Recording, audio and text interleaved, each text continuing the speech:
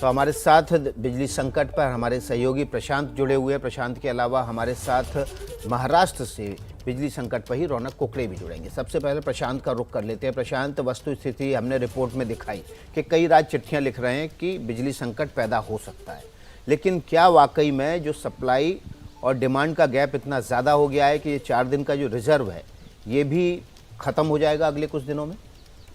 देखिए विकास, जो रिज़र्व है, बार बार सरकार ये कह रही है कि जो रिज़र्व है उसमें से बिजली उत्पादन के लिए कोयला खर्च नहीं किया जाता है।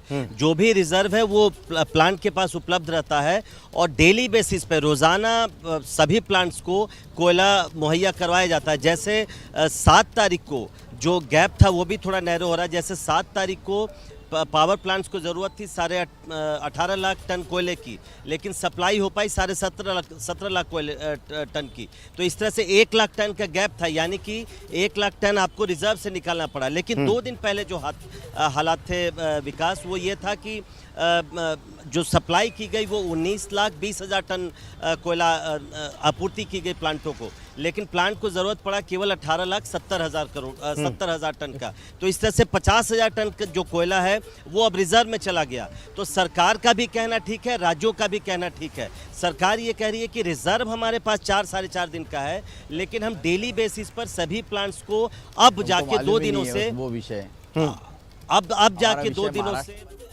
2 दिनों से जो कोयला मुहैया करवाया जा रहा है वो काफ़ी है, उत्पादन की जितने ज़रूरत है उससे ज़्यादा है। तो निश्चित तौर पे क्राइसिस तो है। अगर क्राइसिस नहीं रहती विकास, तो न उत्तर प्रदेश से लेकर दिल्ली, आंध्र प्रदेश, तमाम सरकारें सरकार को लिख रही हैं। तो क्राइसिस है, लेकिन मुझे लगता है कि अब धीरे धीरे कोयले का जो सप्लाई है वो प्लांटों को बढ़ रही है और इसी बेसिस पर केंद्र सरकार ये दावा कर रही है कि अगले कुछ दिनों में जो कोयले की आपूर्ति है वो ठीक हो जाएगी। बिल्कुल, कोयले की आपूर्ति ठीक होने का दावा कर रही है केंद्र सरकार। प्रशांत, आप बने रहिए, आपके पास फिर लौटेंगे, लेकिन इस वक्त महाराष्ट्र का रुख कर लेते हैं। रौनक कुकड़े हमारे साथ जुड़े हुए हैं। रौनक, महाराष्ट्र में जो डिमांड और सप्लाई का गैप कितने दिन का रह गया है?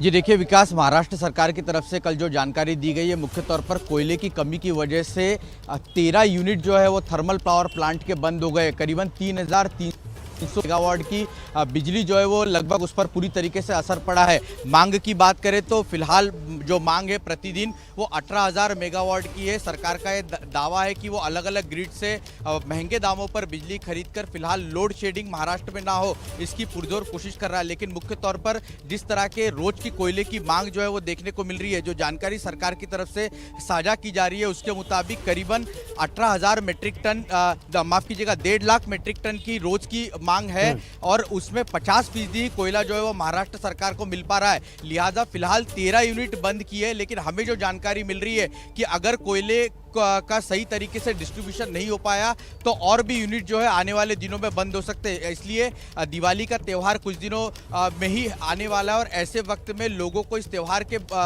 दौरान लोड शेडिंग का सामना जो है वो करना पड़ सकता है। जी विकास। जी, तो लोड शेडिंग का सामना करना पड़ सकता है, महाराष्ट्र सरकार का ये कहना है, क्योंकि कोयले की सप्लाई पहले की तुलना में कम ज़रूर हुई है। लेकिन केंद्र सरकार दावा कर रही है कि लोगों को अंधेरे में नहीं रहना पड़ेगा। जो सप्लाई है कोयले की वो निरंतर बढ़ाई जा रही है।